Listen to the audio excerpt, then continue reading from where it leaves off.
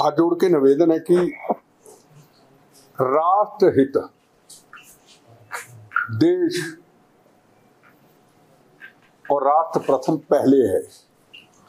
Political पार्टियां आएंगी, जो सही होगा चलेगी, नहीं तो चली जाएंगी, फिर आ जाएंगी। ये तो कई वर्षों से आपका अनुभव आप देख रहे थे, आना जाना चला रहता है। पर राष्ट्रहित प्रथम रहे। को राष्ट्र हित के लिए बोले, किसी की तारीफ करे कि ये क्यों बोलता है, नहीं, राष्ट्र प्रथम। सवाल सबसे बड़ा यह कि भारत ने कभी भी पहल नहीं की पाकिस्तान के साथ। जब जब पाकिस्तान ने पहल की, उसको करारा जवाब मिला। चाहे 65 की जंग थी लाल बहादुर शास्त्री जवाहरलाल नेहरू जी के वक्त, चाहे 71 की जंग थी, चाहे इंदिरा गांधी जी के वक्त, पाकिस्तान के भी टुकड़े दो हुए। हमारे जवान उस वक्त पाकिस्तान में रह गए 50 से ऊपर, हमने सारे छोड़ दिए। सरकारें पाकिस्तान में आई और पाकिस्तान में चली गई। आर्मी चीफ आए और आर्मी चीफ चले गए।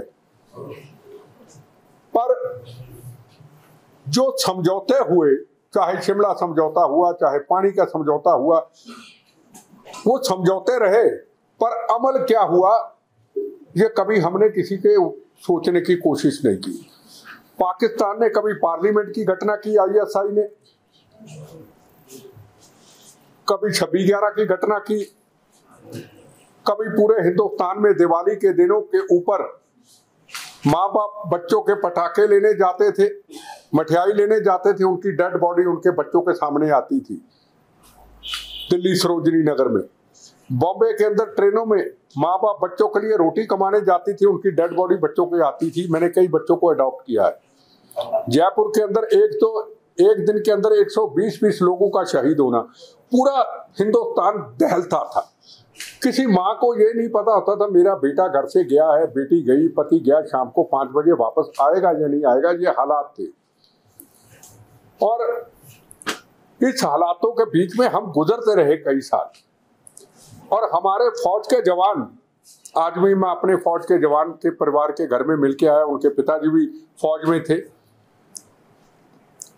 फौज के जवानों की हिमाचल हो, पंजाब हो, पूरा हिंदुस्तान खून से लथपथ बॉडी आती थी। हिंदुस्तान बर्दाश्त करता रहा और कई पॉलिटिकल पार्टियां भी पॉलिटिकल विल ली नहीं, जिसके कारण आज हम बर्बादी के रास्ते पे आ गए। पॉलिटिकल विल होनी चाहिए थी, वो पॉलिटिकल विल नहीं, जिससे पंजाब में आतंकवाद को समाप्त करने के लिए एक पॉलिटिकल विल थी। पॉलिटिकल विल खत्म हुई, आतंकवाद खालिस्तान की तरफ फिर चले गए। आपने देखा होगा जब अटल बिहारी वाजपेयी जी मुशर्रफ ने बुलाया गए चंबा या कुल्लू के पास, 15 के 20 बेगुनाह लोगों का कत्लेआम कर दिया, शांति का संदेश लेके गए थे। सबसे पहली वारदात हिमाचल में हुई, क्योंकि बता दिया कि सरकार बड़ी नहीं है, आईएसआई बड़ी है, यहाँ की फौज बड़ी है। हिंदुस्तान में लोकतंत्र ऐसा नहीं। उसके बाद नरेंद्र मोदी जी ने जब प्राइम मिनिस्टर की शपथ ली तो नवाज शरीफ को बुलाया।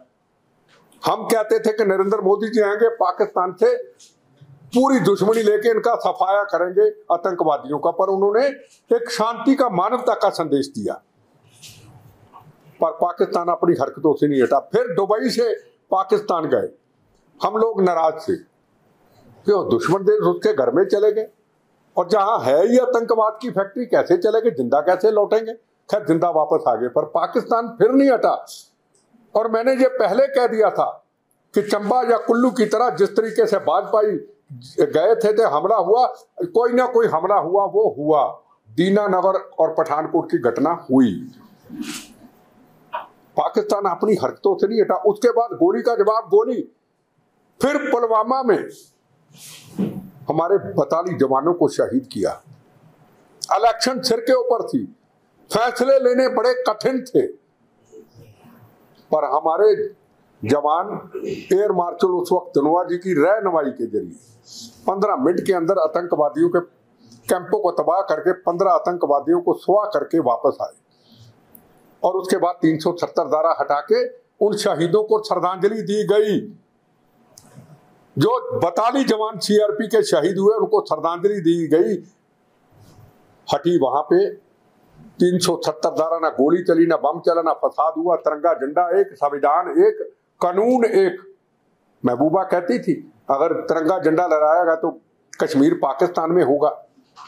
वो जो एक लहर चली, लाखों लोगों की भीड़, शहर हिमाचल में टूरिस्ट कम हो गया, पर टूरिस्ट चला गया सारा कश्मीर के अंदर। पाकिस्तान को इसकी खुशी नहीं हुई।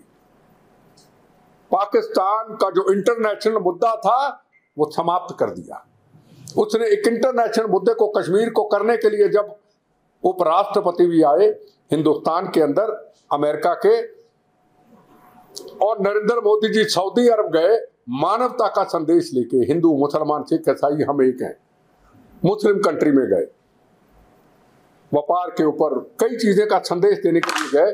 और पाकिस्तान ने, आईएसआई ने हमारे 27 नागरिकों को शहीद कर दिया। मां के सामने बेटा, पत्नी के सामने पति। मैं उनके घरों में गया, उनकी हालत क्या थी।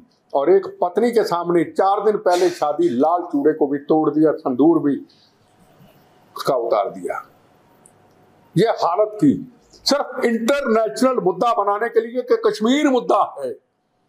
और यही जब बिल क्लिंटन आए थे हिंदुस्तान के अंदर, उस वक्त 25 सिख भाइयों को उनकी पत्नियों के सामने, माओ के सामने बेटे, पिता एक लाइन में खड़ा करके सिखों को गोली का निशाना बना दिया था।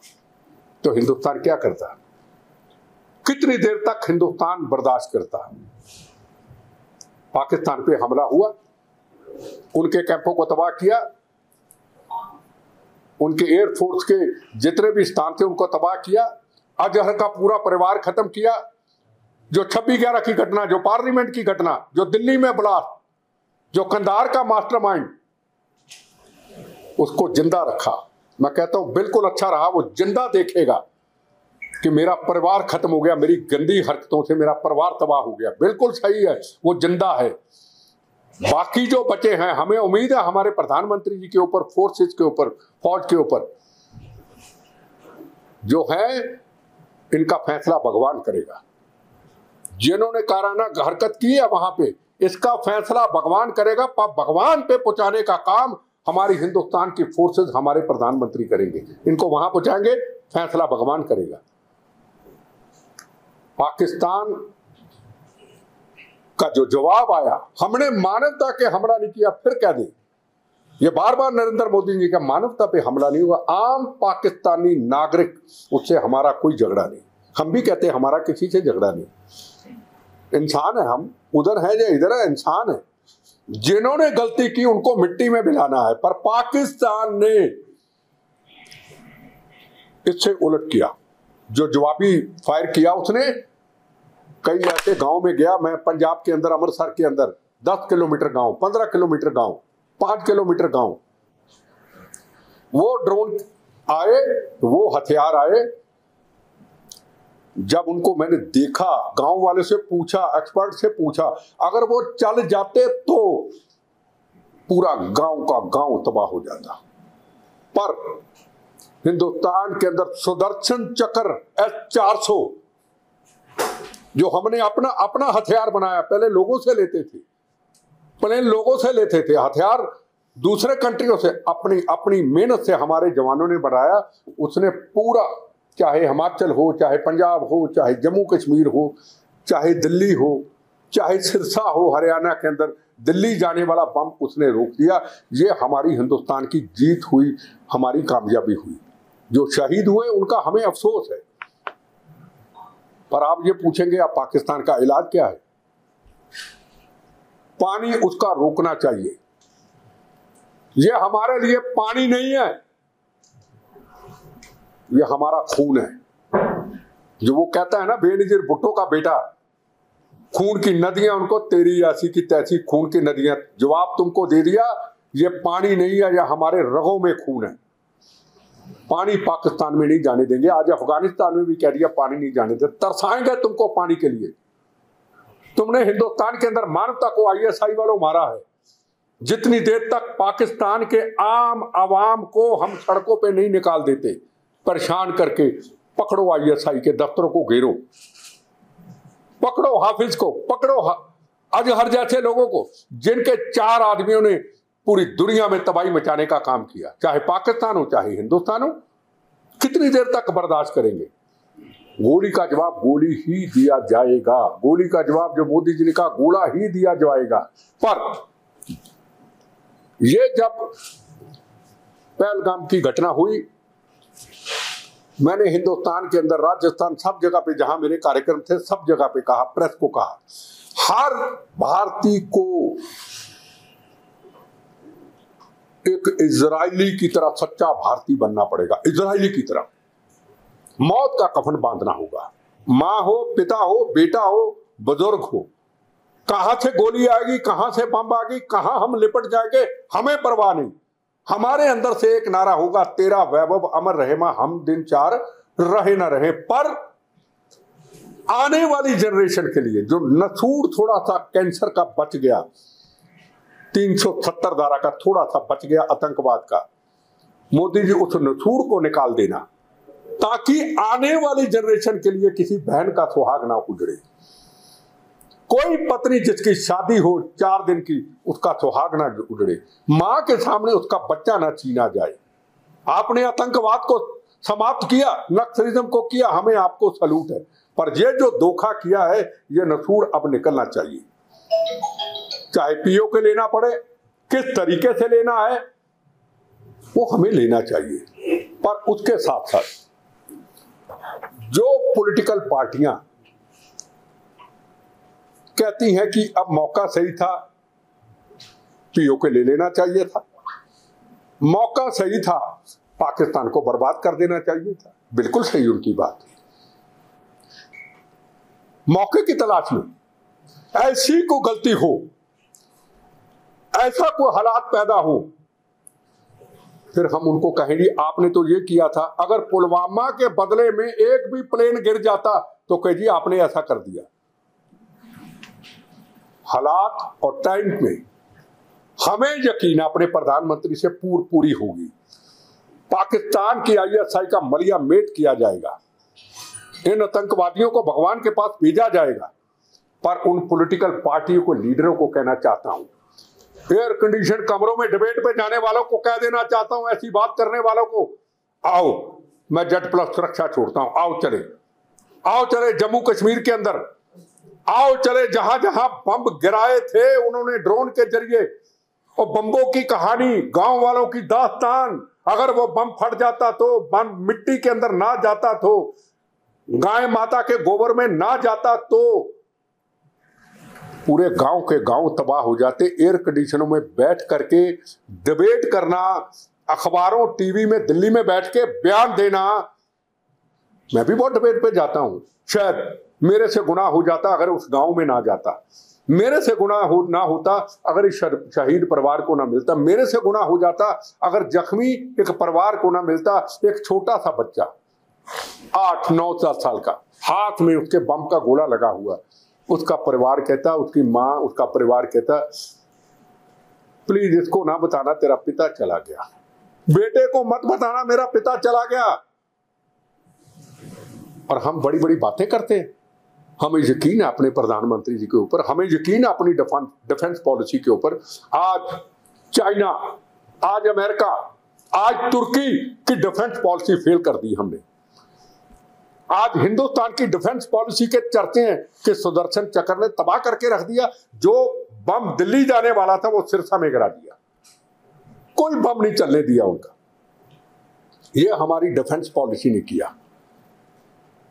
और खास तौर पे आपने एक मल्होत्रा नाम की लड़की सिरसा की, सोशल मीडिया की, ये चीजें मैं पहले कह चुका हूं। देखो आप उसमें इन्वॉल्व नहीं है, ये चीजें ज्यादा पंजाब में है, ठीक है ना। आप राष्ट्रभक्त हैं, देशभक्त हैं, आपके ऊपर कोई शक नहीं किया जा सकता। पर पंजाब के सोशल मीडिया के ऊपर कई ऐसे लोगों के ऊपर शक है जो सरेआम पाकिस्तान के गीत गाते हैं, जो भड़काने का काम करते हैं। चाहे हिमाचल के अंदर मोटरसाइकिलों से आए मोटरसाइकिलों से, कोई दिक्कत नहीं, आप लंगर लगाएं उनके लिए, आप लाल कारपेट से स्वागत करें उनके लिए, पर मुंह पे कपड़े बांध के भिंडरा वाला जिंदाबाद, खालिस्तान जिंदाबाद हिमाचल में नहीं चलेगा। हिमाचल के पॉलिटिशियन अपना सहन कर लें, बर्दाश्त कर लें, हिमाचल की पॉलिटिकल पार्टियां सहन कर लें। हमारी मां बहन को गाली दी जाती है, निकालो यूट्यूब, क्या कहा जाता है हमारी मां बहन को। बिट्टा बर्दाश्त नहीं करेगा। बिट्टा ने जवाब अकेले पहले भी दिया, अब भी दिया, आगे भी देगा। हमारी देवभूमि है, हम छोटे बड़े भाई हैं, ये ना समझे। हमें पॉलिटिकल विल सबको बनानी पड़ेगी, पॉलिटिकल पार्टियों को पॉलिटिकल विल। और पंजाब के अंदर अभी एक गुरुद्वारा साहब, शहीदा साहब गुरुद्वारा, बाबा दीप सिंह का पवित्र स्थान, जहां शनिवार इतवार इतना श्रद्धालु होता है, दुनिया से लोग आते हैं, कनाडा, अमेरिका, पूरी बॉम्बे, पूरी दुनिया से लोग आते हैं। वहां एक निहंग सिंह का बाणा पहन के, जैसे आपके कई यहां दिखाए गए, बाणा पहन के कहते पाकिस्तान जिंदाबाद। हमारे तो गुरुद्वारा साहब है वहां पे। अरे बेवकूफ आदमी, इसको पूछे, निहंग सिंह का बाणा उतार के मेरे से बात कर, मैं तुमको बताऊं। तेरी इज्जत करते, तेरे निहंग सिंह के बाणे की इज्जत करते अपन। हिंदुस्तान जिंदाबाद ना पाकिस्तान जिंदाबाद, ये पंजाब के अंदर नारे लगते। चंडीगढ़ के अंदर सिर पे सुंदर दस्तार, लोग पाकिस्तान के खिलाफ प्रदर्शन कर रहे हैं, आपने देखा होगा।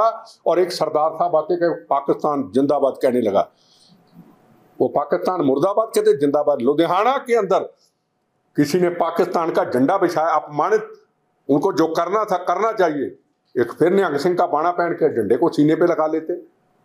हिमाचल में क्यों नहीं, हरियाणा में क्यों नहीं, दिल्ली में क्यों नहीं, यूपी में क्यों नहीं। आज मैं अखबार में खबर पढ़ रहा था, मदरसों में अब शुरू हो गया कि संदूर ऑपरेशन बच्चों को पढ़ाया जाएगा। ओबीसी ने कह दिया, जिसके ऊपर शक करते थे, पाकिस्तान के चने चबा दो, इसका मलिया मेट इन आतंकवादियों का सफाया कर दो। पर हमारी पगड़ी क्यों नहीं बोलती भैया? सवाल है पगड़ी चुप क्यों? बिट्टा बोले तो कौम का गद्दार सच बोले, बिट्टा भारत की बात करे तो कौम का गद्दार क्यों? राष्ट्र पहले। अगर आप प्रेस वाले इतने सवाल, मैंने आपको बताइए, अगर मैं आपसे एक सवाल पूछूं कि मुझे आप पहले भारतीय मानते हैं सरदार, मैं आपसे सवाल पूछता, जवाब आपसे मांगता हूं, पहले भारतीय हूं या सरदार? बस ये पहचान मुझे आपने दी, तो दूसरा क्यों ना दे? क्या पाकिस्तान, क्या वो पाकिस्तान की भाषा बोल रहे हैं जो ये कहते हैं कि अब तो गुजरात में लड़ाई लड़ो, लड़ाई आप राजस्थान में लड़ो, लड़ाई आप जम्मू कश्मीर, पंजाब क्यों? क्यों भाई, पंजाब धर्मशाला है क्या? पंजाब हिंदुस्तान का हिस्सा है। ये बोलता कौन है? धर्म के बड़े बड़े ठेकेदार, अकाल तख्त के जथेदार साहब। हम कभी अकाल तख्त के जथेदार साहब के खिलाफ नहीं बोले, कभी नहीं। हमारे सुप्रीम है। आपने आतंकवादियों को छुड़ाने की बात करते हैं, मेरे पे हमला करने वाले को छुड़ाने की बात, हम कहते नहीं आप हमारे। पर भारत मां जब जवान मौत का कफन बांध करके निकलता है, जब उसको पीड़ा होती है, जब आप कहते हैं कि किसान आंदोलन वाले कि हम यहां पे धरना लगाएंगे, हम टैग नहीं निकलने देंगे। पन्नू कहता है कभी हिमाचल में खालिस्तान के नारे, कभी हिमाचल के सीएम पहले को धमकी, अब को धमकी, और वो पन्नू का साथ थे। हम कई बार आपस में बात करते हैं, हम कहते हैं सारे तो ऐसे नहीं। हर आदमी से मुझे सवाल का जवाब यही आता है, वो सोशल मीडिया का युग है यार। भारत मां पे आज आ रही है, हमारा जवान मौत का कफन बांध करके अपनी बच्चों को, अपनी मां को, अपनी पत्नी को, पिता को छोड़ के मौत का कफन बांध के जा रहा है, उसको आप गाली देते। गुरुद्वारा प्रबंधक कमेटी के प्रेसिडेंट कहते हैं जो अभी धार्मिक स्थानों पे हमले होने थे, कल का परसों का बयान है, अकेले हरमंदिर साहब ने पूरे देश में, हिमाचल के भी मंदिर हो सकते हैं, हमारे ऐतिहासिक मंदिर में सब कल मत्था टेक के आया। वो कहते हैं जी ये हो ही नहीं सकता हरमंदिर साहब पे हमला। क्यों भाई, आपको कैसे यकीन? क्या हम पाकिस्तान का पक्ष ले रहे? क्या वो जो ड्रोन उधर से आए थे, अगर वो S-400 सुदर्शन चक्र ना होता, वो ड्रोन कहीं हरमंदिर साहब के आसपास गिर जाता, फिर क्या होता?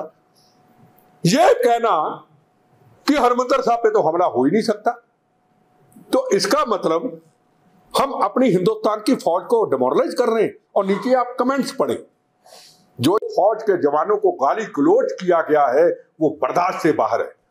ये आज हमारी पहचान है, ये पहचान गुरु महाराज ने कुर्बानियों से दी। हम पापियों को, हम गुनाहगार हैं, हम पापी है। ये पगड़ी हमारे सिर पे सजाई, कहां मानवता की प्रतीक है पगड़ी समझी जाती थी, आज कहां चली गई। आज पंजाब के अंदर उस सोशल मीडिया के ऊपर, जो सोशल मीडिया के अंदर आतंकवादी मर जाते हैं पाकिस्तान में, अभी 20 दिन की बात है, बब्बर खालसा, मैल सिंह बब्बर, परमजीत सिंह पंजवाड़, हजारों बेगुनाहों का कातिल, मैल सिंह बब्बर हजारों बेगुनाहों का कातिल पाकिस्तान में मर गए। किरया उनका पंजाब में, किरया पंजाब में, ये 15-20 दिन महीने की बात है। इसका क्या मतलब हुआ? ISI का एजेंट इधर बैठे, अब कोई खालिस्तानी ना आज के बाद कहे, कोई खालिस्तानी नहीं है, सब ISI के एजेंट, ISI के जासूस हैं। ना खालिस्तान कमांडो फोर्स, ना लश्कर तोबा, ना बब्बर खालसा, ये ISI के पगड़ियां हमारे सुंदर दस्तारे बगौड़े हिंदुस्तान के, और उनको कह करो वारदात, नाम आ जाएगा बब्बर खालसा, नाम दिए हुए ISI पाकिस्तान के। ये गलत फहमी है कि ये खालिस्तानी, कोई खालिस्तानी नहीं। पन्नू की वीडियो देख लो आप, पीछे पाकिस्तान का फ्लैग, और पन्नू कह रहा है कि फौज को हम पंजाब में घुसने नहीं देंगे। मुझे एक चीज का सवाल पूछना चाहता हूं, एक भी किसी सरदार, मेरे भाई का अपना स्टेटमेंट आया हो किसी चैनल के अंदर, पन्नू तेरे खिलाफ है, एक भी बताओ। चुप रहना गुनाह है, चुप्पी समर्थन करती है, चुप्पी इस भारत माता का अपमान करती है। किसान आंदोलन अगर इस समय पे किया जाता है, आज जंग की तैयारी होती है, कल धरने पे बैठते हैं, वो भारत माता को ब्लैकमेल किया जाता, मोदी को नहीं, भारत मां तुम्हें ब्लैकमेल करेंगे, हमारी मांगे पूरी करो। मैं बिल्कुल एक शॉर्ट बात आपको बिल्कुल क्लियर तौर पे बता दिया, खड़े कहां हैं हम। कवि प्रदीप जी का वो गाना था ना, आजादी के वक्त गद्दारों के लिए, कहनी है एक बात यही, इस देश के पहरेदारों से संभल के रहना, अपने घर में छुपे हुए गद्दारों से। दुश्मनों के सितम का खौफ नहीं, अपनों की वफा से डरते हैं। क्या धर्म प्रचारक खुल करके सामने आएंगे, जो पंजाब में जिन्होंने पाकिस्तान जिंदाबाद के नारे लगाए? क्या कुरुक्षेत्र के अंदर एक सरदार नौजवान लड़का करतारपुर साहब गया, पाकिस्तान के टच में आया, जासूसी करने लग गया।